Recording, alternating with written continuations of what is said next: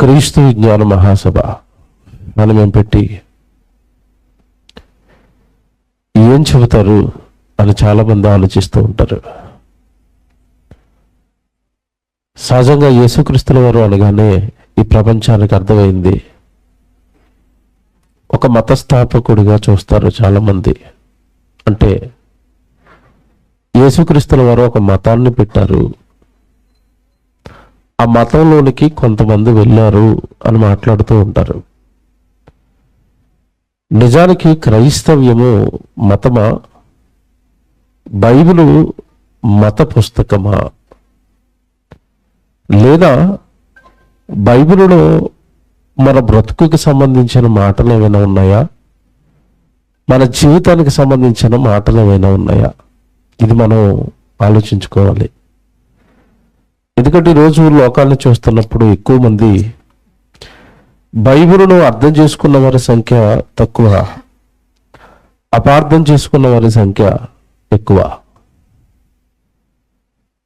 దేవుడి గురించిన సరైన వాస్తవాలు తెలియాలి అంటే ఖచ్చితంగా అందరూ చదవవలసింది బైబిల్.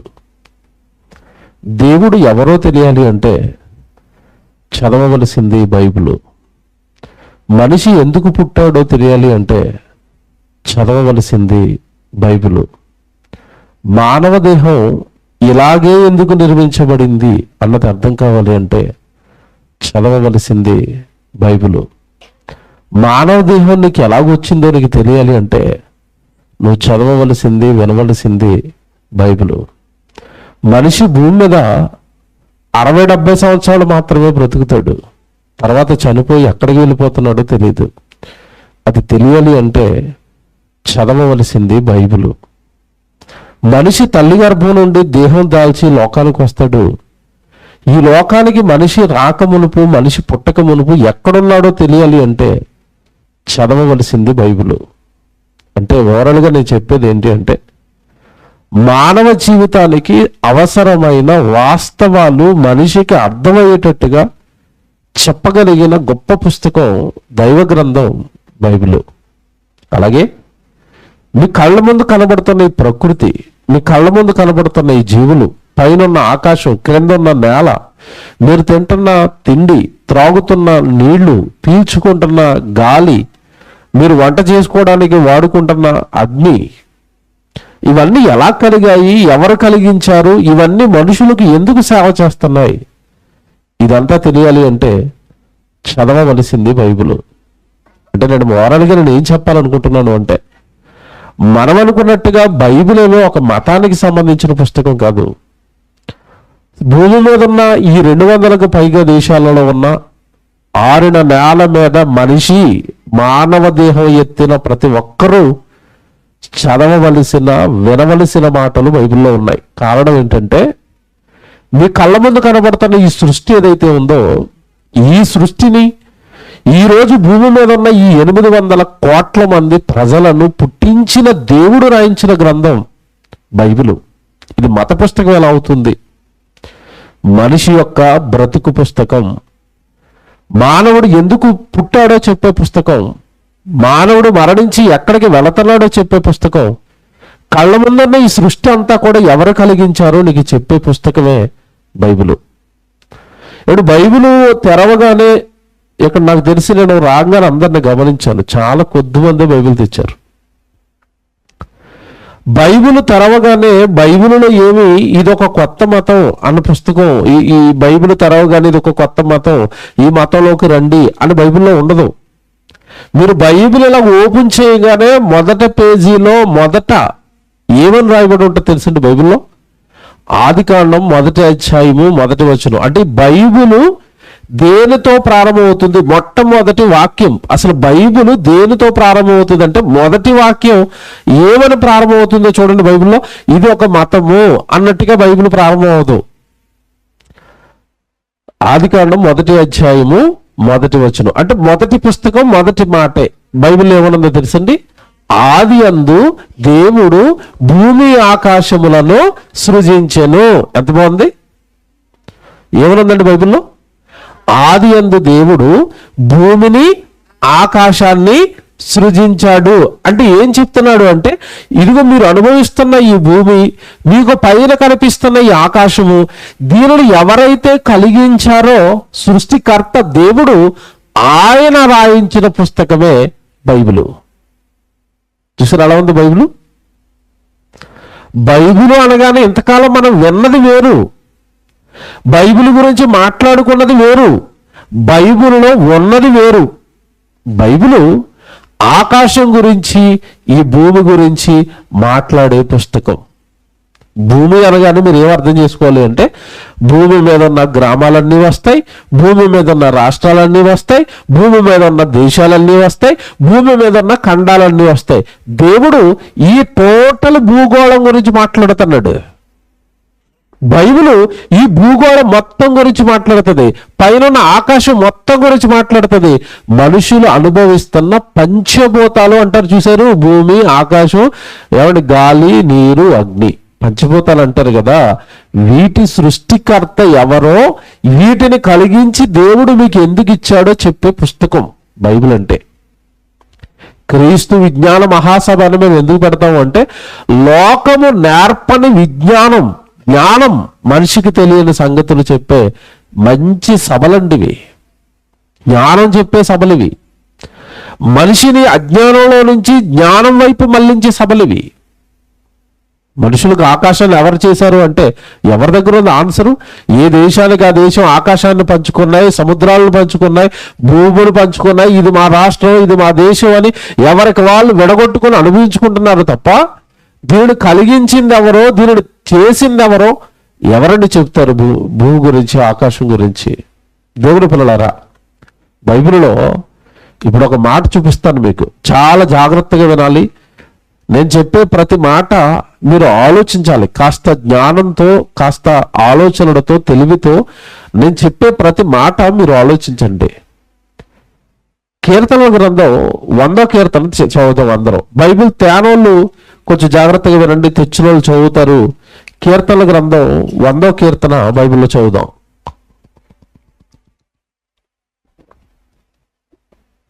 కీర్తనల గ్రంథం 100వ కీర్తన చదువుతున్నారు, మొదటి నుంచి చదవండి. సమస్త దేశములారా యెహోవాకు ఉత్సాహధ్వని చేయుడి. ఏమంటే ఇక్కడ మీరు జాగ్రత్త గమనించవలసిన మాట ఏంటంటే, చాలా మంది నేను ఇందాక అంటున్నట్టుగా బైబిల్ అనగానే ఇది ఒక మతం అని, బైబిల్ అనగానే చాలా మంది ఆలోచించేది ఏంటంటే ఇది ఒక దేశానికి సంబంధించిన మతం అని కూడా మాట్లాడుతూ ఉంటారు. ఏ దేశం అంటారు అంటే, అమెరికా వాళ్ళ దేశం, అమెరికా దేశానికి సంబంధించిన మతం అండి అంటుంటారు. బైబిల్లో మతం అన్న పదం ఎక్కడ ఉండదండి. బైబిల్ మొత్తంలో మతం అన్న పదం కనపడతావు. పైగా ఇప్పుడు మీరు చదువుకున్న మాట నేను బాగా మీకు అర్థమయ్యేటట్టుగా వివరించడానికి ప్రయత్నం చేస్తాను. 100వ కీర్తన మొదటి వచనంలో ఏమన్నాడంటే, సమస్త దేశములారా యెహోవాకు ఉత్సాహధ్వని చేయండి. సమస్త దేశములారా అంటే అర్థం ఏంటి చెప్పండి? ఆ పదానికి అర్థం ఏంటి? సమస్త దేశములారా అంటే అర్థం ఏంటి? భూమి మీద ఉన్న అన్ని దేశాలు యెహోవాకి ఏం చేయాలట? ఉత్సాహధ్వని చెయ్యండి. భూమి మీద ఉన్న అన్ని దేశాలు, భూమి మీద అన్ని దేశాలలో ఉన్న ప్రజలారా యెహోవాకు, సృష్టికర్తకు, ఆయన పేరు యెహోవా, ఆయనకు మీరు ఉత్సాహధ్వని చేయండి. అంటే బైబిల్ అనేది ఒక దేశం గురించి మాట్లాడే పుస్తకం కాదు. ఇక్కడికి మీకు ఎందుకు తీసుకొచ్చాను ఇప్పుడు అంటే, బైబిల్ అనేది ఒక దేశానికి సంబంధించిన పుస్తకం కాదు, ఒక దేశం గురించి మాట్లాడే పుస్తకం కాదు. సమస్త దేశములారా అన్నాడు చూసారా, సమస్త దేశములారా అన్నాడు. అందులో భారతదేశం ఉంటుంది, సమస్త దేశములారా అంటే అమెరికా ఉంటుంది, పాకిస్తాన్ ఉంటుంది, ఇంగ్లాండ్ ఉంటుంది, ఐరోపా ఉంటుంది, అమెరికా ఉంటుంది. మీకు విషయం తెలుసు లేదో, ఓ మాట నేను జాగ్రత్తగా జ్ఞాపకం చేస్తాను, ఆలోచించండి. మన వెచకాలంలో క్రిస్మస్ జరిగింది. డిసెంబర్ 25 వరకు, 30వ తారీఖు వరకు కూడా చాలా మంది క్రిస్మస్ జరుపుకుంటారు. క్రిస్మస్ అంటే అర్థం ఏంటి చెప్పండి? యేసుక్రీస్తుల వారి జన్మదినం. మీరు చూడండి, వార్తలు చూస్తే మీ అందరూ తెలుస్తుంది, యేసుక్రీస్తుల వారి జన్మదినం కేవలం అమెరికాలోనే జరుగుతుందా, అన్ని దేశాల్లో జరుగుతుందా? అన్ని దేశాల్లో ఎందుకు జరుగుతుంది ఎప్పుడైనా ఆలోచించారా? అన్ని దేశాలలో ఉన్న ప్రజలందరూ యేసుక్రీస్తుల వారిని ఎందుకు నమ్మారో ఆలోచించారా? యేసుక్రీస్తుల వారిని నమ్మని దేశం లేదు ఈరోజు. యేసు ప్రభుని దేవుడుగా ఒప్పుకోనని దేశం లేదు. అన్ని దేశాల్లో ఉంటారు క్రైస్తవులు. కారణం ఏంటి? అన్ని దేశాలలో ఉన్న ప్రజలందరూ ఆయన్ని ఎందుకు నమ్మారు అంటే, అందరినీ కలిగించిన వాడు ఆయనే, అన్నిటినీ కలిగించిన వాడు కూడా ఆయనే. యేసుక్రీస్తు అంటే ఎవరనుకుంటున్నారు? ఈ సర్వ సృష్టికి ఆధార సంభూతుడు, ఈ సర్వ సృష్టిని కలిగించిన వాడు, సృష్టిని కలిగించి భూమి మీద ఉన్న మనుషులకు అప్పగించిన వాడు యేసుక్రీస్తు. అందుకే సమస్త దేశాలు, అన్ని దేశాలు కూడా ఆయన జన్మదినాన్ని జరుపుకుంటాయి. ఆయన చనిపోయింది ఒక దేశంలో ఉన్న మనుషుల పాపాలు కడగడానికి కాదు. భూమి మీద ఉన్న మనుషులారా, మీరందరూ పాపం చేశారు, మీరందరూ పాపపు జీవితాలలో జీవిస్తున్నారు, మీ పాపాలు పోవాలి అంటే ఇదిగో నా రక్తం ఇస్తాను, నా రక్తంతో ఏ దేశంలో ఉన్నవాడైనా సరే మీ పాపాలు ఒప్పుకోండి, నా రక్తంలో మీ పాపాలు కడుక్కోండి అని సమస్త మానవాళి కోసం ప్రాణం పెట్టాడు ఆయన. ఒక దేశంలో ఉన్న వారిని రక్షించడానికి కాదు, ఒక జాతిని రక్షించడానికి కాదు, ఒక తెగను రక్షించడానికి కాదు యేసు పుట్టింది. సమస్త మానవాళికి రక్షణ ఇవ్వాలి.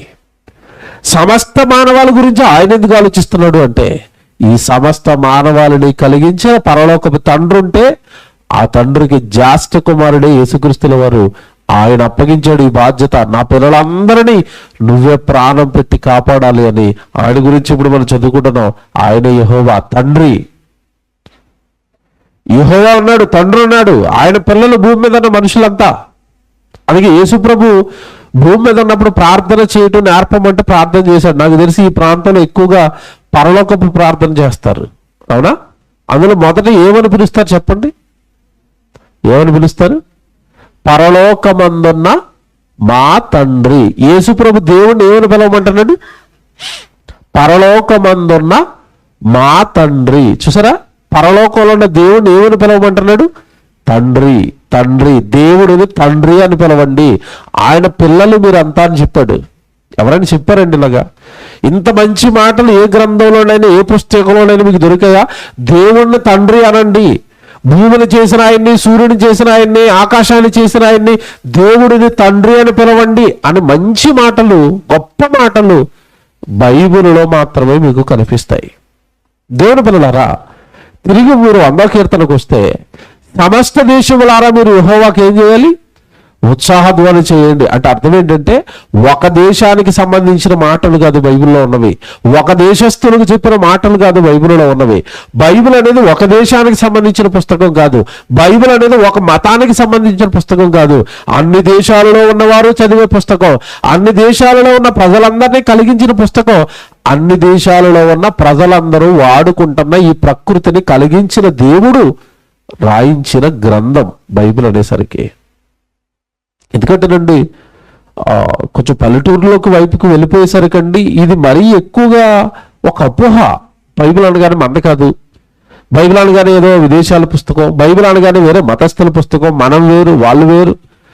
మనుషులు విడిపోయారండి, రాష్ట్రాలుగా విడిపోయారు, ప్రాంతాలుగా విడిపోయారు, భాషను బట్టి విడిపోయారు, ఆ తర్వాత దేశాలుగా విడిపోయారు, మనుషులు విడిపోయారు. మనుషులు విడిపోయి ఏం చేశారంటే, మనం ఎలాగో విడిపోయాం, మీరు వేరు నేను వేరు కనుక నా దేవుడు వేరు నీ దేవుడు వేరు అని దేవుళ్ళను కూడా విడగొట్టేశారు. నువ్వు విడిపోతే విడిపోయావు. సృష్టిని కలిగించిన ఒకే దేవుడిని మనుషులు విడగొట్టేశారండి. ఒకే దేవుడు, ఒకే తండ్రి. ఈ కింద చదివితే ఎంత మంచి మాటలు ఉంటాయంటే, సమస్త దేశములారా యెహోవాకు ఉత్సాహధ్వని చేయుడి, సంతోషముతో యెహోవాను సేవించుడి, ఉత్సాహగానము చేయుచు ఆయన సన్నిధికి రండి, యెహోవాయే దేవుడని తెలుసుకొనుడి. చూసారు అలాగుందా పదం? యెహోవాయే దేవుడని తెలుసుకోనండి. దేవుడు ఒక ఆయన ఉన్నాడు, తెలుసుకోనండి. మీరు అనుభవిస్తున్న ఈ ప్రకృతిలో ఉన్న జంతువులను, జీవులను, వర్షాలను, సముద్రాలను, ఎవడు మీరు అనుభవిస్తున్న ఈ ప్రకృతిలో ఉన్న సమస్తాన్ని కలిగించిన ఆయన ఒక ఆయన ఉన్నాడు, ఆయన తెలుసుకోనండి. యెహోవా, ఆయన పేరు యెహోవా, ఆయన కుమారుడు పేరు యేసుక్రీస్తు వారు. వీళ్ళిద్దరు తెలుసుకోనండి.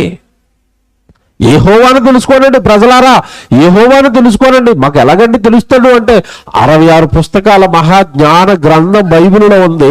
ఇందులో రాయబడిన ప్రతి మాట మీ కళ్ళ ముందు కనబడుతుంది. ఏమండి, బైబిల్లో రాయబడిన మాటలు వాస్తవాలు, నిజంగా దైవ గ్రంథం అని చెప్తున్నాను. బైబిల్ అండి, మనుషులు ఎలా పుట్టారంటే బైబిల్ ఏం చెప్పింది అంటే, దేవుడైన యెహోవా నేల మట్టిని తీసుకుని నరుని చేశాడు. అంటే మట్టితో మానవ దేహాన్ని చేశాడు, దానిలోనికి ఆత్మను పెట్టాడు. అప్పుడు మనిషి ఇది ఇలాగా సజీవుడుగా శరీరాన్ని ఎత్తి శరీరాన్ని దాల్చి తిరుగుతున్నాడు అని చెప్పింది బైబిల్. అంటే మానవ దేహం దేంతో చేశారు అనేసరికి బైబిల్ ఏమని చెప్పింది? మట్టితో చేశారని బైబిల్ చెప్పింది.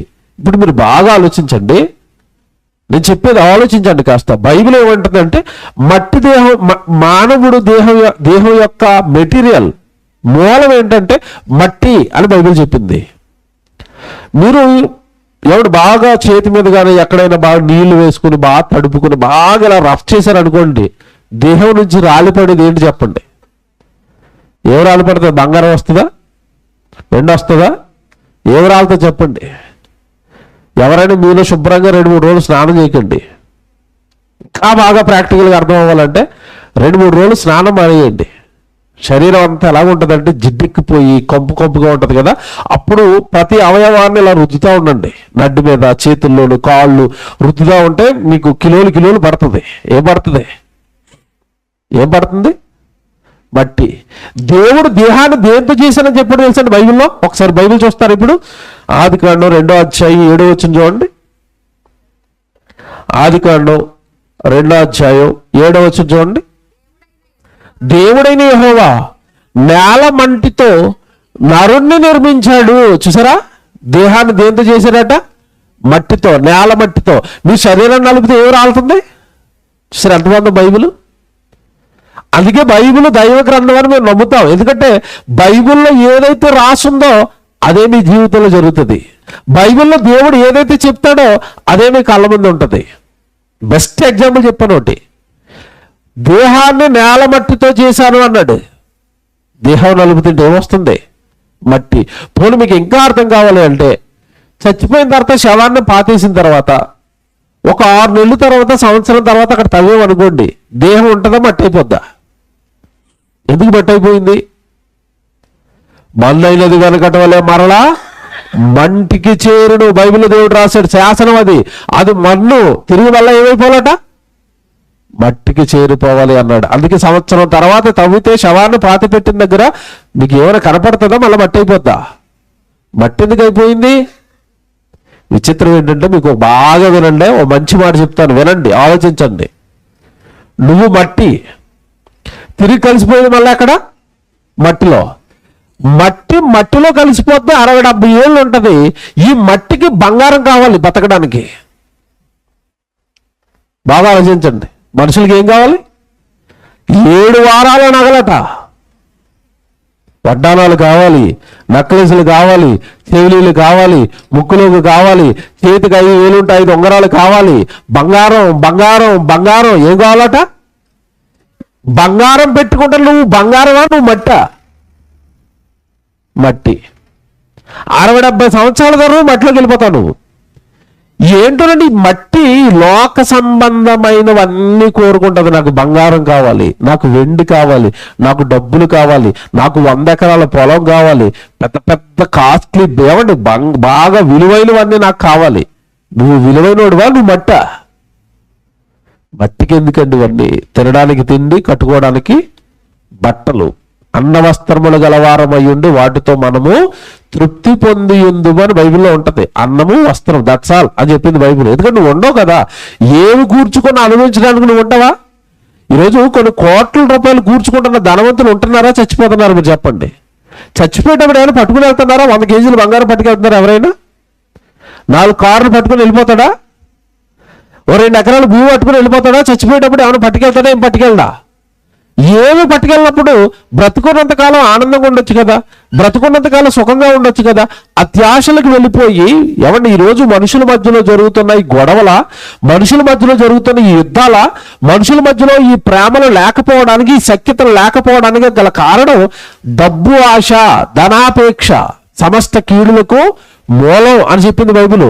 ధనాపేక్ష సమస్త కీడులకు మూలం. మనుషుల మధ్యలోకి ధనాపేక్ష వచ్చింది. తమ్ముడు లేడు, అన్న లేడు, ఇద్దరు కొట్టుకోవటమే. అన్నదమ్ములు ఎందుకు కొట్టుకుంటున్నారా అంటే కారణం ఏం కనపడుతుంది మీకు అక్కడ? ఆస్తి గొడవలు.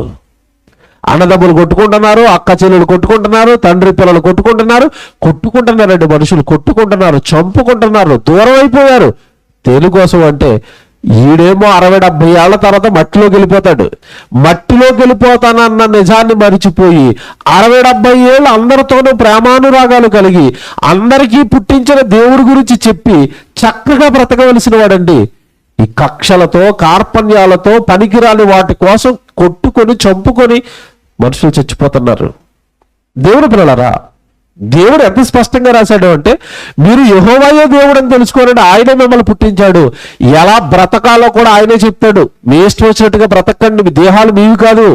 మీరు అనుభవిస్తున్న ఈ ప్రకృతిని మీరు చేయలేదు. మీకు అర్థం కావడానికి మాట చెప్తానండి, బాగా ఆలోచించండి. మీరు ఎప్పుడు ఆలోచించి ఉండరు. ఇక్కడ కూర్చొని మీలో ఎవరికైనా 2 ఎకరాల పొలం ఉందనుకోండి. పొలం ఉన్న వాళ్ళు చేయొద్దండి. పొలం ఉందా ఎవరికైనా మీకు ఇక్కడ? సొంత పొలం అయ్యారు చేయొత్తారు. Very good. మీకు సొంత పొలం ఉంది కదండి. చాలా మందికి ఉందట. నెమ్మదిగా రాస్తున్నాయి చేతులు. మీ అందరికీ సొంత పొలం ఉంది కదా. నేను ప్రశ్న అడుగుతాను, బాగా ఆలోచించండి. పొలం మీకు ఎక్కడిది చెప్పండి? ఆ పొలం మీకు ఎక్కడిది? ఎప్పుడైనా ఆలోచించారా? మా నాన్నగారు ఇచ్చారు అన్న వాళ్ళు చేయొద్దండి. మా నాన్నగారు ఇచ్చారు పొలం అన్న వాళ్ళు చేయొద్దండి. చేయొత్తాడు ఆయన. మళ్ళీ అడుగుతున్నాను ఇంకో ప్రశ్న. మీ నాన్నగారికి ఎవరు ఇచ్చారు? వాళ్ళ నాన్నగారు ఇచ్చారు. వాళ్ళ నాన్నగారికి ఎవరు ఇచ్చారు? ఇచ్చారా చేశారా? మీ తాత ముత్తాతలు భూమిని మీకు ఇస్తున్నారా? భూమిని వాళ్ళు చేశారా? ఇచ్చారు. చేశారని ఎవరు? ఇప్పుడు ఇచ్చిన వాళ్ళ పేరు చెప్పుకున్న మనం చేసిన ఆయన పేరు ఎప్పుడైనా చెప్పావా? అర్థమైందా లేదా? మా తాత ఇచ్చాడని మీ తాత పేరు చెప్పారు, మా నాన్నగారు ఇచ్చారని మీ నాన్న పేరు చెప్పారు. ఎప్పుడైనా దేవుడి పేరు చెప్పారా? చెప్తావా? చెప్పవు. బైబిల్ చూపించమంటారు. ఇప్పుడు బైబిల్ దైవ గ్రంథం అని మేము ఎందుకు నమ్ముతాం? మిమ్మల్ని ఎందుకు నమ్మమంటున్నాం అంటే ఇప్పుడు బైబిల్ చూపిస్తాను నేను. కీర్తనల గ్రంథం తీయండి.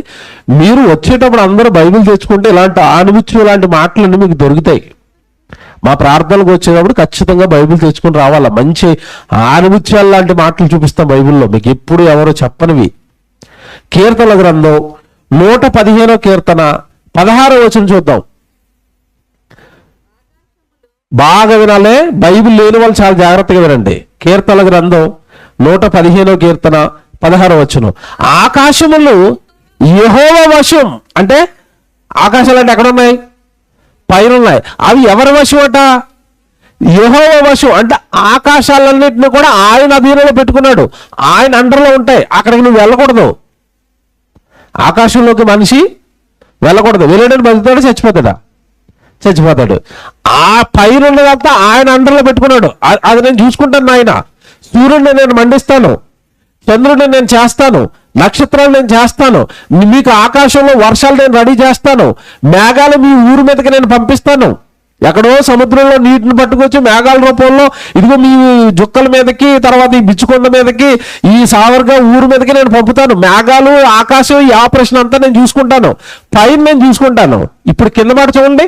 ఆకాశములు యెహోవా వశము, భూమిని ఆయన నరులకిచ్చి ఉన్నాడు. చూసారా బైబిల్ ఎలాగుందో? భూమిని ఎవరిచ్చారట? ఆకాశాన్ని భూమిని చేసి ఆకాశాన్ని ఆయన చేతిలో పెట్టుకున్నాడు. భూమిని ఎవరికి ఇచ్చేసారట? నరులకు ఇచ్చేసాను. ఇల్లు కట్టుకుంటావు నాయనా, ఇల్లు కట్టుకో. వ్యవసాయం చేస్తావా? వ్యవసాయం చేయి. నువ్వు ఎలా వాడుకుంటావో అలా వాడుకో. నేను భూమిని నరులకు ఇచ్చాను అంటే ఇప్పుడు భూమి మనకి ఇచ్చింది మన తాత దేవుడు. నాకు చెప్పండి ఇప్పుడు ఎలాగుంది బైబిల్? ఎంత బాగుంది బైబిల్? భూమిని నరులకు ఇచ్చాను, భూమిని నరులకు ఇచ్చాను, భూమిని నరులకు ఇచ్చాను. మీ ఇష్టమైనా తవ్వుకుంటారా తవ్వుకోండి, పెట్రోల్ తవ్వుకుంటారా పెట్రోల్ తవ్వుకోండి, అక్కడక్కడ బంగారం పెట్టాను, బంగారం తవ్వుకుంటారా బంగారం తవ్వుకోండి, గ్యాస్ తవ్వుకుంటారా గ్యాస్ తవ్వుకోండి, సింగరేణి బొగ్గు తవ్వుకుంటారా బొగ్గు తవ్వుకోండి, కిందకు బోర్లేసి నీళ్లు తవ్వుకుంటారా నీళ్లు తవ్వుకోండి. మీరు ఏం చేసుకుంటారో చేసుకోండి. అయినా నరులకు నేను ఏమిచ్చాను? భూమిని ఇచ్చాను. ఇప్పుడు మన దస్తావేజులు చూడగానే మురిసిపోయి తాత పేరా చెప్పాల్సిన దేవుడి పేరా? ఎప్పుడు చెప్పావా? ఎందుకు చెప్పమంటే మనకు తెలియదు కదా, అంతే కదండి. మనకు తెలుసా దేవుడు చేసి ఇచ్చాడు ఈ నేల అన్నది? మనకు తెలుసా? తెలియదు కదండి. ఆకాశములు ఆయన వశం, ఆకాశాన్ని ఆయన చేతిలో పెట్టుకున్నాడు. భూమిని ఎవరికి ఇచ్చేస్తాడట? నరులకి ఇచ్చాను. అందుకే మీరు చూడండి, మన భూమిని దాటి కొంచెం అలా పైకి వెళ్ళిపోగానే గాలి అందదండి. అక్కడ పైకి వెళ్ళేసరికి తెలుసు కదా మీ అందరికీ, చదువుకున్న పిల్లలకు తెలుసు, పైకి వెళ్ళే కొద్ది ఏముండదు, గాలి ఉండదు. ఎందుకు గాలి లేదంటే భూమి మీదే గాలి ఉంటుంది, భూమి మీదే నువ్వు బ్రతుకు, నేను భూమికి ఇచ్చాను, నువ్వు భూమిని ఏమైనా చేసుకో అన్నాడు దేవుడు. భూమిని నరులకి ఇచ్చింది దేవుడా? ఆకాశం ఆయన చేతుల్లో పెట్టుకున్నాడా? ఈ సమస్త దేశాలను కలిగించిన దేవుడు ఉన్నాడా? అలా చూసారా బైబిల్? ఇప్పుడు అసలైన మాటలు చూపిస్తాను, జాగ్రత్తగా వినండి. నరులను దేవుడు భూమి మీద, భూమి అంతటా కూడా నరులకి ఇచ్చిన దేవుడు నరులు అనుభవిస్తున్న ఈ దేహాల గురించి కూడా బైబిల్లో రాశాడు. దేని గురించి? దేహాలు ఎప్పుడైనా చూసుకున్నారండి? మీ దేహం ఎప్పుడైనా చూసుకున్నారా? చూసుకోలేదా మీరు? ప్రతిరోజు తెల్లవారు లేవంగానే మొహం కడుక్కున్న వెంటనే చూసుకునేది ఏంటి చెప్పండి? మొహం అందంగా ఉన్నానా లేదా? అంతే కదండి. మొహం కడుక్కొని పౌడర్ రాసుకుని జుట్టు దవ్వుకొని అందంగా మురిసిపోతున్నారే దేహాలు. ఈ దేహాలు ఎవరిచ్చారు ఎప్పుడైనా తెలుసా? వీటి సంగతి తెలుసా? మీ దేహం మీకు ఎక్కడిది అని మనం ఆలోచించగానే మన ఆలోచన వెంటనే ఎక్కడికి వెళ్ళిపోతుంది చెప్పండి? మీ దేహం ఎవరిది, మీరు ఎలా పుట్టారు అనగానే మన ఆలోచన మొత్తం ఎక్కడికి వెళ్ళిపోద్ది? మా అమ్మండి మమ్మల్ని కన్నది, మా అమ్మేనండి మాకు సర్వస్వం, మా నాన్నేనండి. బాగా ఆలోచించండి. అమ్మ నాన్నలు కన్నారు అన్న మాట వాస్తవం, తల్లి మోసింది అన్న మాట వాస్తవం, తల్లి కన్నది అన్న మాట వాస్తవం. కానీ తల్లి కన్నది 9 నెలలు మోసింది, కానీ తల్లి మోస్తున్న బిడ్డను తల్లి గర్భంలో చేసింది ఎవరు? పోనీ మీకు ఇంకా బాగా అర్థం అవ్వాలంటే మీ తల్లిగారిని మీరు అడగండి, అమ్మా మీరు నన్ను మోసారా, మీరు నన్ను చేశారా అని అడగండి. ఏం చెప్తారు తల్లి? మోసేనంటదా, చేసేనంటదా? ఏ తల్లులైనా కొడుకు ముక్కు కొంచెం వంకరగా పుట్టింది, ఎలా పుట్టాడు? ముక్కు కొంచెం వంకర, ఇలా వంకర ముక్కుతో పుట్టాడు. ఈ వంకర ముక్కుతో పుట్టిన కొడుకు అమ్మ దగ్గరికి వెళ్ళి, అమ్మ నాకు ఎందుకు వంకర ముక్కు చేసావు అని అడుగుతాడా? అడగమనండి. అడిగితే తల్లి దగ్గర ఆన్సర్ ఉందా? తల్లి చేసుకునేంత విసులుబాటు ఏమైనా ఉందా? ఇప్పుడు మీరు బాగా ఆలోచించండి. తల్లి మోస్తుందా, చేస్తుందా?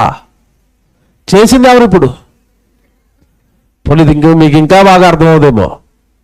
ఎప్పుడు దేవుడు జ్ఞాపకం వస్తాడు, జ్ఞాపకం చేస్తాను. బిడ్డను కన్నప్పుడు తల్లి చక్కగా 2 చేతులు, 2 కళ్ళు, మంచి అందంగా బిడ్డ పుట్టాడు, 2 కాళ్ళు, ఏమంటే చేతులన్నీ. మీకు తెలుసో లేదో, బిడ్డ పుట్టగానే ముందు చాలా మంది ఆయన చెక్ చేసేస్తారు. ముందు ఏళ్ళు బాగున్నాయా, ముక్కు బాగుందా, కళ్ళు బాగున్నాయా, ఏమైనా డోక్కుపోయినాయా, అవయవం ఏమైనా వచ్చిందా రాలేదా, ముందు చెకింగ్ చేసేస్తారు. అవయవాలన్నీ వచ్చినాయా లేదా, అవయవాలన్నీ వచ్చినాయా లేదా.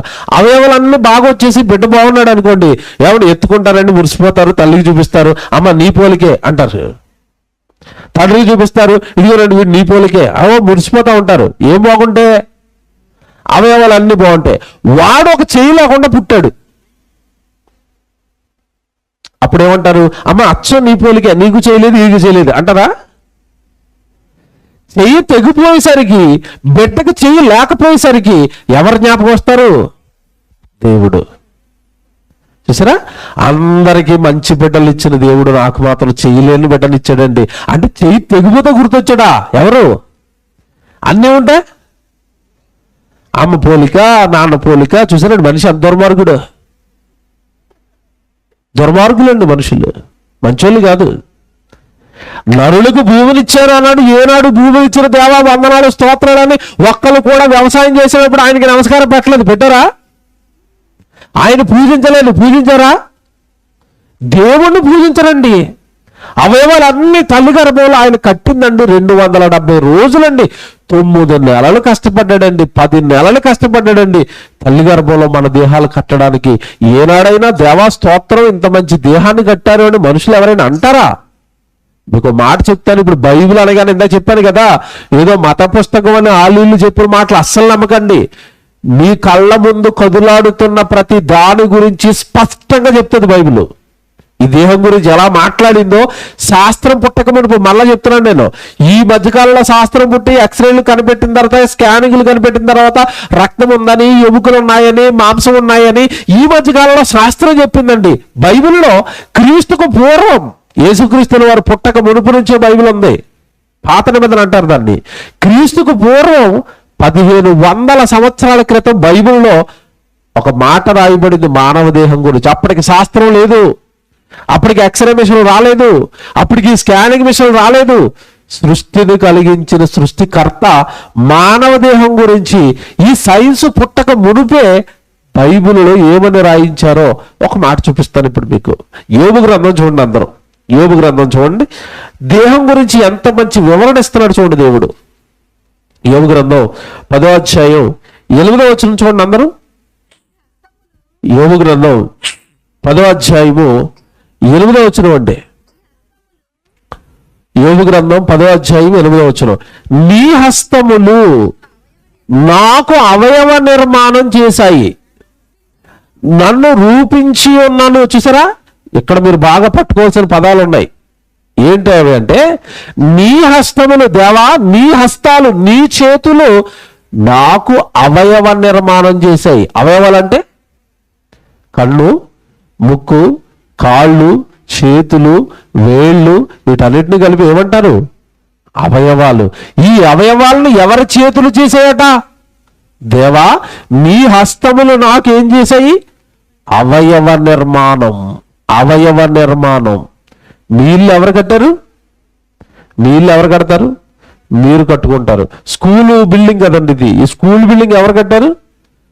గవర్నమెంట్ కట్టింది, అంతేనా? గవర్నమెంట్ స్కూల్ బిల్డింగ్ కడుతుంది, మన ఇల్లు మనం కట్టుకుంటాం. మరి మీ దేహం ఎవరు కట్టారు? నీ హస్తములు. దేవా, ఈ దేహంతో నాకు ఎటువంటి సంబంధం లేదు, నీ చేతులు నన్ను చేశాయి. మీకు మాట చెప్తాను, బాగా ఆలోచించండి. మీరు తెలివైన వాళ్ళతో ఆలోచిస్తారు, దేవుడు నమ్ముతారండి. మీరు ఏ ఊర్లో పుట్టాలో మీరు డిసైడ్ చేశారో దేవుడు డిసైడ్ చేశారు? చెప్పండి. ఈ ఊర్లో పుట్టిన వాళ్ళు ఉంటారు చాలా మంది. ఈ ఊర్లో పుట్టాలని మీరు నిర్ణయించారా, దేవుడు నిర్ణయించాడా? దేవుడు. మీరు నల్లగా ఉండాలా, తెల్లగా ఉండాలా, మీరు రంగు డిసైడ్ చేసింది ఎవరు? దేవుడు. మీరు పొట్టుగా ఉండాలా, పొడుగ్గా ఉండాలా, నిర్ణయించింది ఎవరు? దేవుడు. మీరు భూమి మీద 60 ఏళ్ళు ఉండాలా, 50 ఏళ్ళు ఉండాలా, 40 ఏళ్ళు ఉండాలా, నిర్ణయించేది ఎవరు? చూసారా, ప్రతిదానికి మన దగ్గర ఆన్సర్లు ఏమి లేవు, అన్నీ ఎవరు చేశారు? దేవుడు. దేవుడు. దేవుడు. ఆలోచిస్తామేంటి ఇవన్నీ? మనం పుట్టాము, పొద్దున్నే లేస్తున్నాం, మొహం కడుక్కుంటున్నాం, పొలానికి వెళ్ళిపోతున్నాం, పని చేసుకుంటున్నాం, శుభ్రంగా మళ్ళీ ఇంటికి వస్తున్నాం, మళ్ళీ భోజనం వండుకుంటున్నాం, మరలా తింటున్నాం, మరలా పడుకుంటున్నాం, మళ్ళీ పొద్దున్నేసి మళ్ళీ అక్కడికి వెళ్ళిపోతున్నాం, పొలానికి వెళ్ళిపోతున్నాం. ఇతకి పొలం ఎక్కడది? ఆ పొలంలో పని చేస్తున్న నీ చేతులు ఎక్కడవి? ఆ పొలంలో పని చేయడానికి నడుస్తున్న నీ కాళ్ళు ఎక్కడవి? ఆ పొలంలో పని చేయడానికి చూస్తున్న నీ కళ్ళు ఎక్కడవి? ఆ పొలంలో పని చేయడానికి ఆలోచిస్తున్న నీ తెలివితేటలు, నీ ఆలోచన ఎక్కడది? నీ మెదడు ఎక్కడది? నీ బుద్ధి ఎక్కడది? ఇవన్నీ ఎవరిచ్చారని ఏనాడైనా ఆలోచిస్తున్నావా?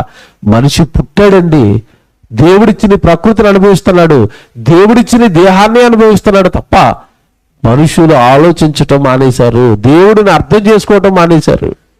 10వ వచనానికి వెళ్ళేసరికి అంటాడు, నిజంగా రండి, ఒక శాస్త్రవేత్త మాట్లాడినట్టుగా మాట్లాడతాడు బైబిల్లో ఉన్న భక్తుడు యోబు. 10వ వచనం. ఒకడు పాలు పోసినట్లు నీవు నన్ను పోసితివి కదా, జున్నుగడ్డ ఒకడు పేరబెట్టినట్లు నీవు నన్ను పేరబెట్టితివి కదా. జున్నుగడ్డ పేరబెట్టడం అంటే తెలుసు కదా, గ్రామాల్లో తెలుస్తుంది. జున్ను తెలుసా మీకు? గేదెని ఈనుడిన తర్వాత, ఆవు ఈనుడిన తర్వాత మొదట పాలను జున్నుగడ్డ చేస్తారు. ఎలాగుంటుంది అది? పాల చెట్టు పాలు ఎలా మారిపోతాయి? గడ్డగా మారతాయా? ఇప్పుడు మీకు చెప్తే జాగ్రత్తగా వినండి. మనం కూడా తల్లి గర్భంలో ఉన్నప్పుడు మొదట ఎలాగుంటామో తెలుసా? రక్తపు ముద్ద, చిన్న బాల్ లాగా గుండ్రంగా ఉంటారు, చిన్న రక్తపు ముద్ద అండి. మనం అదే పిండం అంటారు దాన్ని. పిండం తెలుసు కదా, ఎంత ఉంటుంది? చాలా చిన్నదండి రక్తపు ముద్ద. చాలా మంది ఆడపిల్లలకి ఆ పిండాలు నిలబడవు, గర్భాలు నిలబడవు, రక్తస్రావం అయిపోయి ఆ పిండం కరిగిపోయి రక్తంగా వెళ్ళిపోతూ ఉంటుంది. ఆ రక్తపు ముద్దనే దేవుడు 9 నెలలు ఆ రక్తపు ముద్దకి కన్ను, కాలు, ముక్కు, నోరు 3.5 కేజీలు 3 కేజీల మాంసపు ముద్దగా ఆ పిండానికే ఒక మంచి రూపం చేస్తాడండి దేవుడు. జున్నుగడ్డ పేరబెట్టినట్లు దేవుడు తల్లి గర్భంలో రక్తపు ముద్దగా ఉన్న మనల్ని కూడా ఇదిగో 3 కేజీల మాంసంగా బిడ్డగా పేరబెట్టుతున్నది ఎవరట? దేవుడు కదండి, దేవుడు కదండి. ఇప్పుడు తర్వాత మాట ఎంత బాగుంటుంది అంటే, జున్నుగట్ట ఒకటి పేరబెట్టినట్లు నువ్వు నన్ను పేరబెట్టిదివు కదా, చర్మముతోను మాంసముతోను నీవు నన్ను కప్పితివి, ఎముకలతోను నరములతోను నీవు నన్ను సంధించితివి. చూసారా, ఎముకలు అంటున్నాడు, నరాలు అంటున్నాడు, మాంసం అంటున్నాడు, చర్మం అంటున్నాడు. ఇవన్నీ తల్లి గర్భంలో మీరు చేశారు కదా అన్నాడు. బైబిల్లో ఉన్నాయి ఇవన్నీ. ఇప్పుడు మీకు ఎముకిరిగిపోయింది అనుకోండి, బాగా వినండి, మీకు అర్థమయ్యేటట్టుగా చెప్తాను. ఇప్పుడు ఎముకిరిగిపోయింది అనుకోండి, ఇప్పుడు మనకేంటి చెప్పండి, వైద్యం ఏంటి చెప్పండి. ఇప్పుడు మీకు ఏదో సైకిల్ నుంచి పడిపోయారు, ఇక్కడ చెయ్యి ఎముకిరిగిపోయింది, ఏం చేస్తున్నారు? పట్టుకెళ్ళి మిషన్ మీద ఇలా పెడతారు, మీకు తెలుసు కదా, కింద ఒక పలక లాంటిది పెడతాడు, చెయ్యి అలా పెట్టమంటాడు, పైకి ఒక మిషన్ పట్టుకొస్తాడు, మిషన్ ఫోటో తీస్తుంది, ఫోటో తీయగా లోపల ఏం కనపడ్డది? ఎముక ఎక్కడ విరిగిపోయిందో కనపడుతుంది. ఏమన్నా కొంతమందికి స్టీల్ రాడ్ వేసి ఆపరేషన్ చేస్తారు, చిన్నదే ఇరిగింది అనుకోండి కట్టేస్తారు, తెలుసు కదా, కడితే ఏమవుతుంది? అది మళ్ళా అతుక్కుంటుంది. లోపల ఎముక ఉందని ఇప్పుడు మిషన్ వచ్చిన తర్వాత తెలిసింది. బైబిల్లో దేవుడు ఎప్పుడు చెప్తున్నాడు ఇవి? క్రీస్తుకు పూర్వం నీ దేహంలో ఎముకలు ఉన్నాయి అన్నాడు, నీ దేహంలో నరాలు ఉన్నాయి అంటున్నాడు, నీ దేహం మాంసం ఉంది అంటున్నాడు, నీ దేహానికి చర్మం ఉంది అంటున్నాడు. ఆ చర్మానికి దేవుడు రంగు వేశాడు, నలుపు రంగు, తెలుపు రంగు, చామన ఛాయ కలరు. బైబిల్ చూసారా? లేనివేమీ చెప్పడం లేదు చూసారా? కాని మాటలేవి లేవు చూసారా బైబిల్లో? మతానికి సంబంధించి ఇందులో మతం ఏమని చెప్పండి? మనిషి ఎలా పుట్టాడో చెప్తుంది, మనిషి అవయవాలు ఎలా చేయబడ్డాయో చెప్తుంది, భూమిని ఎవరిచ్చారో చెప్తుంది, పైన ఆకాశాన్ని ఎవరు చేశారో చెప్తుంది. ఇవన్నీ చెప్పే బైబిల్ మత పుస్తకం. ఇప్పుడు మీరు ఆలోచించండి, ఇది మతమా? మనుషులందరూ చదవవలసిన పుస్తకమా? మనుషులందరూ వినవలసిన మాటలా ఇవి? మన చెవుల్లో తప్పుడు మాటలు చెప్పేశారు, బైబిల్ మతం, బైబిల్ మతం, బైబిల్ మతం. ఎవరు చెప్పారు మతం అని? నీకు ఏ విషయం కావాలన్నా బైబిల్ దగ్గరికి రా. మళ్ళీ చెప్తున్నాడు సభాముఖంగా, మీరు చెప్పిన ప్రసంగంలో ఏదైనా తప్పు ఉందని కానీ, ఇదిగోండి బైబిల్లో ఇలా కాని మాటలు ఉన్నాయని కానీ, మీలో ఎవరి దగ్గర ప్రశ్న ఉన్నా సమాధానం చెప్పడానికి మేము సిద్ధంగా ఉన్నాం. ఖచ్చితంగా చెప్తాం సమాధానం బైబిల్లో నుంచి. అంత ఖచ్చితమైన పుస్తకం. ఇంత ధైర్యంగా నేను ఎలా మాట్లాడుతున్నాను, ఇంత నమ్మకంగా నేను ఎలా చెప్పగలుగుతున్నాను అంటే, నీకు వచ్చిన ఏ ప్రశ్నకైనా బైబిల్లో సమాధానం ఉంటుంది. ఏ డౌట్ వచ్చినా సరే బైబిల్లో సమాధానం ఉంది. మీకు ఏ డౌట్ అన్నా మమ్మల్ని అడగండి, మేము చెప్తాం. మళ్ళీ చెప్తున్నాడు సభాముఖంగా. అంత ధైర్యం బైబిల్ అంటే మాకు. కారణం, సృష్టికర్త పుస్తకం ఇది. క్రియేటర్ యెహోవా, తండ్రి అయిన దేవుడు ఈ సమస్త మానవాళికి జన్మనిచ్చిన తండ్రి రాయించిన మాటలు ఇవి. ఇందులో లొసుకులు ఉండవు, ఇందులో ఏమండి జడిచిపోయే మాటలు ఏముండవు, ఇందులో బెదిరుకునే మాటలు ఏముండవు. అక్కడక్కడ మనుషులు అపార్థం చేసుకుని మాట్లాడతారు అంతే. అర్థమయ్యేటట్టుగా వివరించి చెప్పడానికి మేము సిద్ధం దేవుడి పక్షాన. దేవుని పిల్లలారా, కనుక బైబిల్ అనగానే ఓరలుగా మీకు అర్థమైంది ఏంటంటే, కళ్ళ ముందు కనబడుతున్న ఈ సృష్టిని, మనుషులను, సమస్త దేశాలలో ఉన్న ప్రజలందరినీ కలిగించిన దేవుడు రాయించిన పుస్తకం. ఇప్పటి వరకు బాగుంది. ముగింపు మాటలు చాలా జాగ్రత్తగా వినాలి.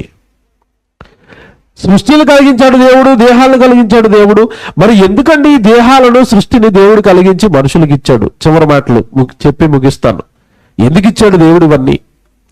ఎందుకు చేశాడు దేవుడు ఇవన్నీ అంటే, ఒక మాట మీరు చదవాలి.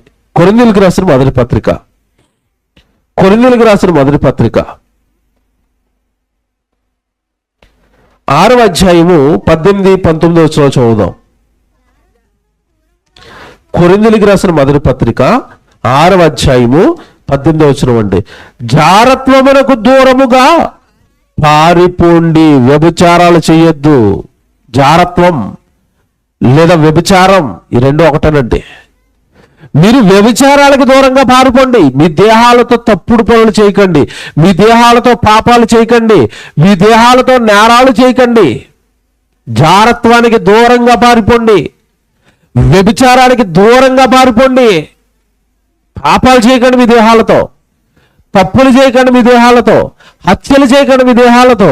అలాగే పాపాలు చేయకపోవటం, తప్పులు చేయకపోవటం, హత్యలు చేయకపోవటం, వ్యభిచారాలు చేయకపోవటం మానేయటం ఎంత ముఖ్యమో, మీ దేహాలను ఇచ్చిన దేవుడిని గుర్తుపట్టకపోవటం కూడా అంతే తప్పు, అంతే నేరం. మీ దేహాలను మీకు ఎవరిచ్చారో గుర్తుపట్టండి. ఆ దేహాలతో దేవుడిని మహిమపరచండి. మీ దేహం మీకోసం వాడుకోవడానికి కాదు, మీ పొలం పనులకో, ఉద్యోగాలకో, పెళ్లిళ్ళు చేసుకోవడానికో, పిల్లల్ని కనడానికో, ఆ దేహంలో ఉన్న శక్తిని, బలాన్నంతా మీకోసం వాడేసుకోవడానికో కాదు దేవుడిచ్చింది. ఆ దేహాలతో దేవుడికి మహిమ వచ్చే పనులు జరగాలి. ఆ దేహాలతో దేవుడిని మహిమ పరచాలి. కళ్ళు దేవుడి వాక్యం చదవాలి, నోరు దేవుడి గురించి మాట్లాడాలి, కాళ్ళు సువార్తకు కదలాలి, చేతులు దేవుడు పని చేయాలి. మీ దేహాలతో దేవుడిని మహిమపరచాలి. కింద చెప్తాడు, జాగ్రత్త చూడండి మాట, జారత్వమునకు దూరంగా పారిపోవుడి, మనుషుడు చేయు ప్రతి పాపమును దేహమునకు వెలుపల జరుగుతున్నది గాని జారత్వము చేయువాడు తన స్వంత శరీరమునకు హానికరముగా పాపము చేయుచున్నాడు. 19 వచ్చిన జాగ్రత్తగా వినండి. మీ దేహము దేవుని వలన మీకు అనుగ్రహింపబడింది. ఆ పదం చూసారు అలా ఉందో? మీ దేహము దేవుని వలన మీకు అనుగ్రహింపబడింది. దేహం ఎవరిచ్చారట? దేవుడిచ్చాడు. దేవుడిచ్చిన దేహంతో పాపం చేస్తుంటే బాధ ఎవరికి చెప్పండి ఇప్పుడు? దేవుడికే. అంతే కదా? దేహంతో పాపం జరుగుతుంది, దేహంతో వ్యభిచారం జరుగుతుంది, దేహంతో నరహత్యలు జరుగుతున్నాయి, దేహంతో గొడవలు జరుగుతున్నాయి, దేహాలతో యుద్ధాలు జరుగుతున్నాయి. బాధ ఎవరికి చెప్పండి? అందుకే యేసుప్రభు పుట్టించాడు. కొట్టుకోకండ్రా, తిట్టుకోకండ్రా, జాలి, క్షమ, దయ, ప్రేమ ఇవన్నీ ప్రపంచానికి నేర్పించింది ఎవరు చెప్పండి? యేసుప్రభు. ఎందుకు నేర్పాడు? అన్నదమ్ములరా మీరంతా, ఒకే తండ్రి పిల్లలు మీరంతా, మీ అందరికీ దేవుడు ఒకడే, ఒకే తండ్రి గర్భాన పుట్టి ఒకే సృష్టికర్త యెహోవా, ఒకే తండ్రి పిల్లలైన మీరు కులాలుగా, మతాలుగా, రాష్ట్రాలుగా, ప్రాంతాలుగా విడిపోయి కొట్టుకుంటున్నారు ఎందుకు? తిట్టుకుంటున్నారు ఎందుకు? చంపుకుంటున్నారు ఎందుకు? ఒకరినొకరు దూషించుకుంటున్నారు ఎందుకు? ఒకరినొకరు ద్వేషించుకుంటున్నారు ఎందుకు? మీరు ఎందుకు అలా విడిపోయారు? మీరంతా, మీ అందరికీ దేవుడు ఉన్నాడు, తండ్రి, ఆయన పిల్లలు మీరంతా, మీరు ఆయన దగ్గరికి చేరాలి మరణం తర్వాత. కానీ ఈలోపు మీరు ఆ పాపాలతో చేయకూడనివన్నీ చేసేశారు, వ్యభిచారాలు, దొంగతనాలు. కనుక మీ పాపాలు కడగడానికి నేనేం పెడతాను? ప్రాణం పెడతాను. నా రక్తంతో మీ పాపాలు కడుక్కోండి. మిమ్మల్ని పుట్టించిన దేవుడి దగ్గరికి మీరు చచ్చిపోయిన తర్వాత వెళ్ళిపోండి. ఇది మతమా? మీరు చెప్పండి ఇప్పుడు, మతమా? మిమ్మల్ని పుట్టించిన మీ దేవుడి దగ్గరికి చేర్చే మార్గమా? ఆలోచించండి. ఇందులో మతం ఏముందండి? తప్పు చేయొద్దు అంటుందండి. ఇందులో మతం ఏముందండి? వ్యభిచారం చేయొద్దు అన్నదండి. ఇందులో మతం ఏముంది? వ్యభిచారాలు చేయకండి, మద్యం తాగొద్దని చెప్పిందండి బైబిల్. మతమా? ఈరోజు మద్యం తాగి, మందు తాగి ఎన్ని కుటుంబాలు రోడ్డు బారిన పడుతున్నాయి మీకు తెలియదు కాదు కదా?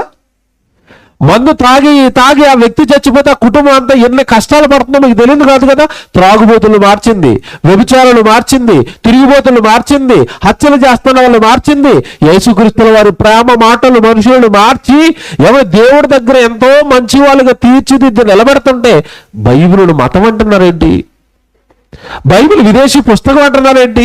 బైబిల్లో చెప్పబడిన ఎంత చక్కటి మాటలను స్వీకరించటం లేదండి, బైబిల్ దగ్గరకు రావటం లేదండి, బైబిల్ నమ్మటం లేదంటే మీరు బాగా ఆలోచించండి. ఇందులో మతం ఏముందండి? బైబిల్ చూపిస్తాను ఇప్పుడు. చివరి మాటలు మీరు చదివితే ఇక్కడ 19వ వచనంలో, మీ దేహము దేవుని వలన మీకు అనుగ్రహింపబడి మీలో ఉన్న పరిశుద్ధాత్మకు ఆలయమై ఉన్నదని మీరు ఎరగరా? మీరు మీ సొత్తు కారు, విలువ పెట్టి కొనబడిన వారు. చూసారు ఎంత బాగున్నాయి మాటలు? మీరు మీ సొత్తు కారు, విలువ పెట్టి కొనబడిన వారు. మీరు దేవుడి వలన, దేవుడిచ్చిన రక్తంతో కొనబడ్డారు. మీకు ఏమైనా ప్రశ్నలు ఉంటే చివరిలో వచ్చేయండి నా దగ్గరికి. సభ అయిపోయిన తర్వాత చివరిలో వచ్చేయండి నా దగ్గరికి. మీకు ఏ ప్రశ్న ఉందో చెప్పేస్తాను. దేవుడిచ్చిన దేహాలు ఇవి, దేవుడు కట్టిన దేశాలు ఇవి. మళ్ళా చెప్తున్నాను, బాగా వినండి. సరిగా వినలేదేమో, ప్రశ్న వేయాలనుకున్నప్పుడు సరిగా విని మాట్లాడాలి. దేవుడు కట్టిన దేశాలు ఇవి, దేవుడు కట్టిన దేశాలు, దేవుడు చేసిన ప్రకృతి, దేవుడు చేసిన భూమి, దేవుడు చేసిన ఆకాశము, భూమి మీద ఉన్న నరులందరూ కూడా దేవుని పిల్లలు. ఆ దేహాలతో పాపాలు చేయకండి, ఆ దేహాలతో నేరాలు చేయకండి. మిమ్మల్ని పుట్టించిన దేవుడు దేహాలు ఇచ్చింది పాపాలు చేయడానికి కాదు, నేరాలు చేయడానికి కాదు. పరిశుద్ధుడుగా, పవిత్రుడుగా యేసుక్రీస్తుల వారి భూమి మీద ఎలాగైతే బ్రతికి ఆ దేహం ఇచ్చిన పరలోకపు తండ్రిని మహిమపరిచాడో అలా మీరు మహిమపరచడానికి పుట్టినవారు, దేవుడి కోసం పుట్టినవారు, దేవుడు పనులు చేయడానికి పుట్టినవారు. దేవుడి అంశాన్న పుట్టిన మీరు దేవుడిని ఈ లోకానికి చూపించాలి. మీ పరిశుద్ధతతో, మీ పవిత్రతతో, మీ యోగ్యమైన ప్రవర్తనతో, మీ ప్రేమతో, మీ జాలితో, మీ దయతో, మీ కరుణతో యేసుక్రీస్తుల వారు దేవుడిని ఎలాగైతే లోకానికి చూపించాడో అలా దేవుడిని ఈ లోకానికి చూపించవలసిన వారు మీరు. చెప్పండి, చూసారా బైబిల్ ఎంత బాగుంది? చూసారా బైబిల్లో మాటలు ఎంత బాగున్నాయి చూడండి. దేవుడు యేసుక్రీస్తుల వారిని లోకానికి పంపించిన తర్వాత, యేసుప్రభు ఈ లోకానికి వచ్చిన తర్వాత ఒక మంచి మాట ఆయన గురించి రాయబడింది. చూడండి, చివరి మాట చూపించి ముగిస్తాను. యోబు గ్రంథం లేదా హెబ్రీయులకు రాసిన పత్రిక చూద్దాం. హెబ్రీయులకు రాసిన పత్రిక 10వ అధ్యాయం 5వ వచనం.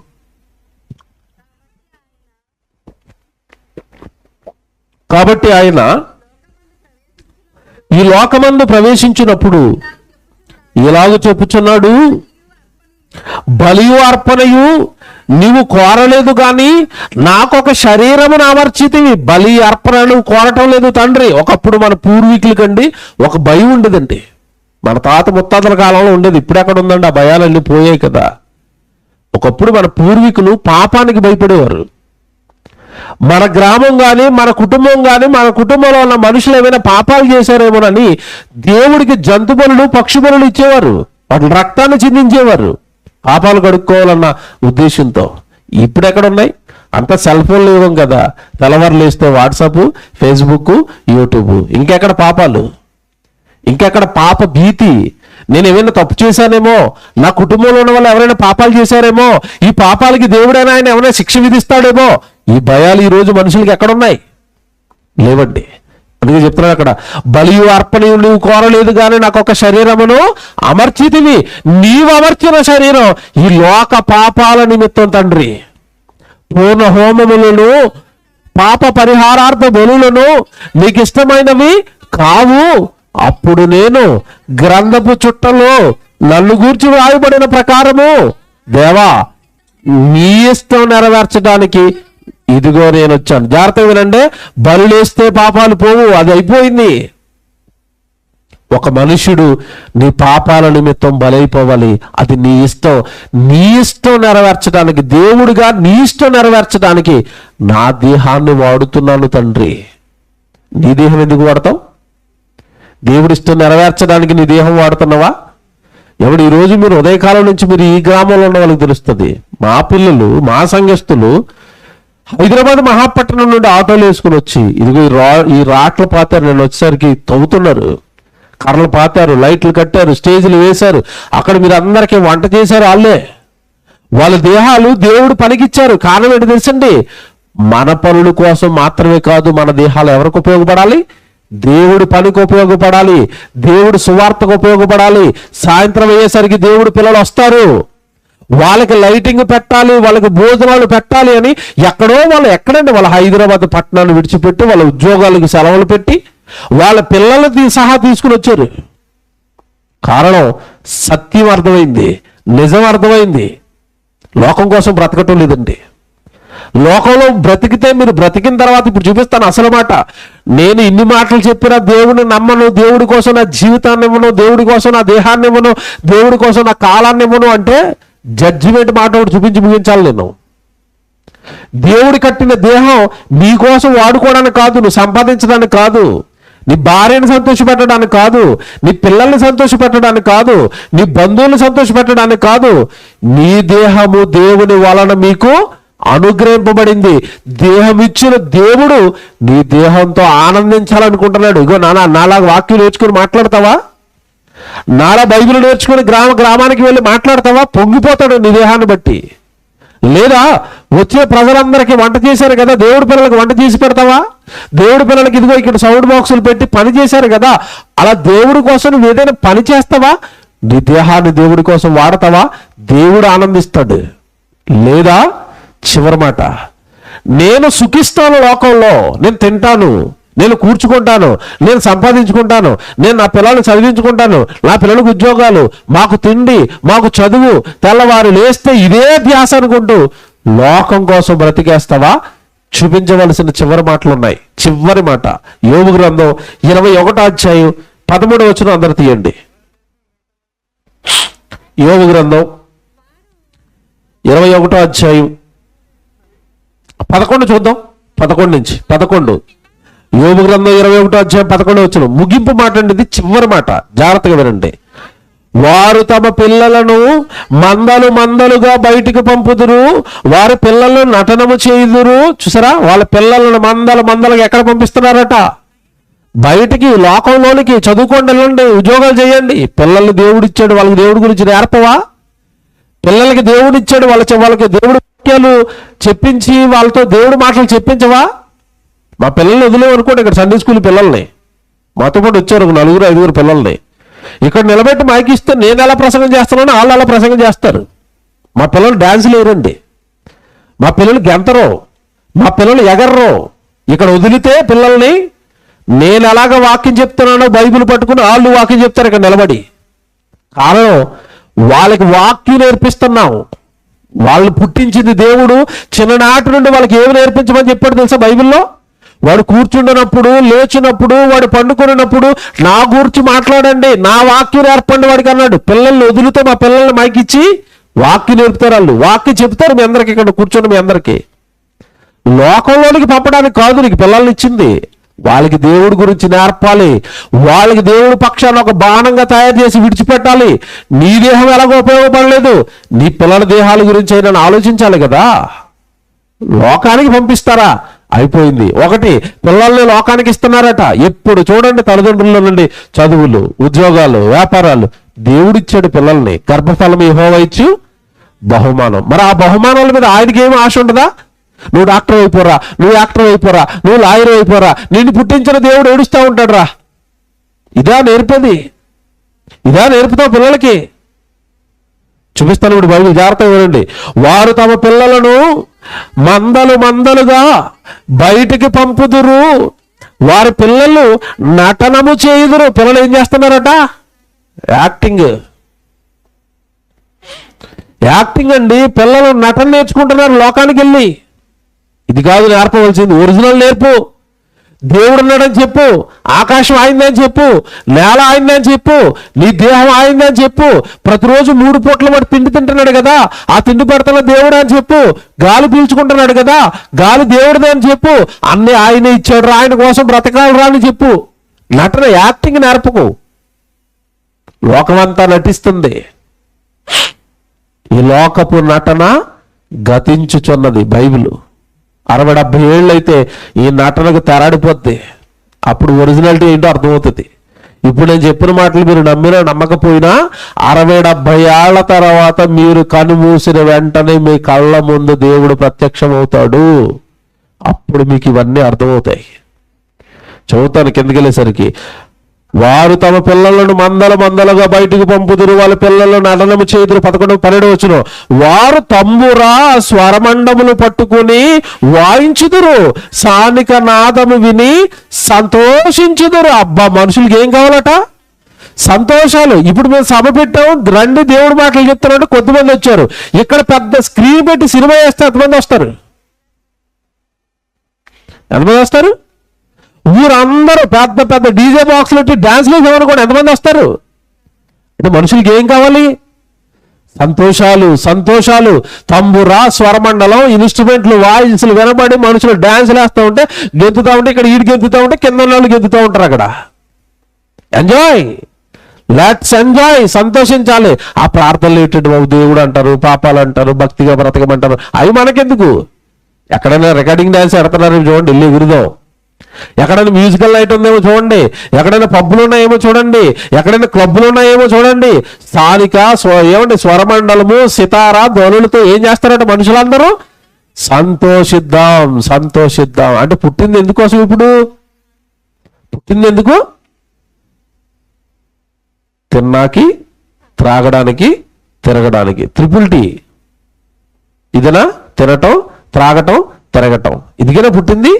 ఇప్పుడు చెప్తాను చూడండి, ఎవడైనా ఇలాగ తిని త్రాగి సంతోషించడానికి నేను పుట్టాను అంటే తర్వాత వచ్చి చాలా జాగ్రత్తగా అండర్లైన్ చేసుకోండి బైబిల్లో.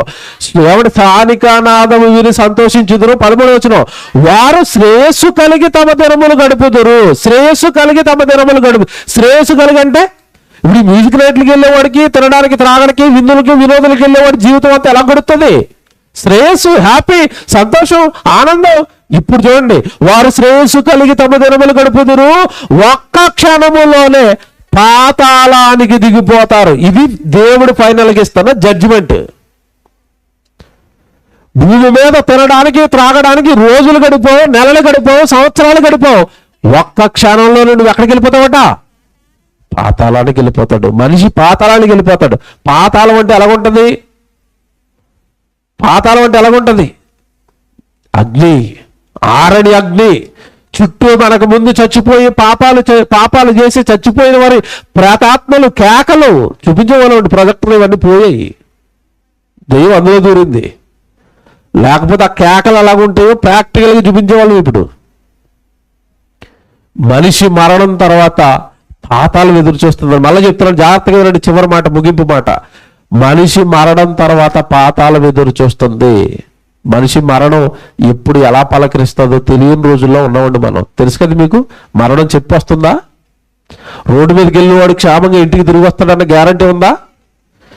ఏ బండి గుద్దుతుందో, ఏ లారీ గుద్దుతుందో, ఏ బస్సు ప్రమాదమో, ఎవరి చిన్న చిన్న ప్రమాదాలకి చచ్చిపోతున్నారండి మధ్యకాలంలో. బండి మించి అలా పడితే చచ్చిపోతున్నారు, చిన్న యాక్సిడెంట్ అయితే చచ్చిపోతున్నారు. మీకు అంతెందుకు, కరోనా మళ్ళీ స్టార్ట్ అయిందట. వార్తలు విన్నారో లేదో? కరోనా కనుక సెకండ్ వేవ్ వేసినట్టుగా ఒక్క రౌండ్ వేసింది అనుకోండి, కుర్చీలో కూర్చొని మళ్ళీ ఎంతమంది గ్యారంటీ ఉంది చెప్పండి? నేను గ్యారంటీ అని వాళ్ళు చేయొద్దండి, ఎవరికి గ్యారంటీ లేదు. షాప్కి వెళ్ళి మాత్రం ఫ్యాన్ కొనేటప్పుడు ఏం అడుగుతావు? సంవత్సరం గ్యారంటీ ఉందా అంట. నీకు గ్యారంటీ ఉందా? ఇంటికి సంవత్సరం ఫ్యాన్ తిరుగుతుంది, నువ్వు తిరుగుతావా? సంవత్సరం టీవీ ఆడుతుంది, నువ్వు ఆడతావా? గ్యారంటీ లేని మనిషి ఏం అడుగుతున్నాడు? గ్యారంటీలు అడుగుతున్నాడు. కరోనా ఒక్క రౌండ్ వేస్తే ఎంతమంది గ్యారంటీ ఉంది? గ్యారంటీ లేదు. మరి చచ్చిపోతే మన కొరకు ఎదురు చూస్తున్నది ఏంటి చెప్పండి? పాతాళం, కాలిపోతామండి.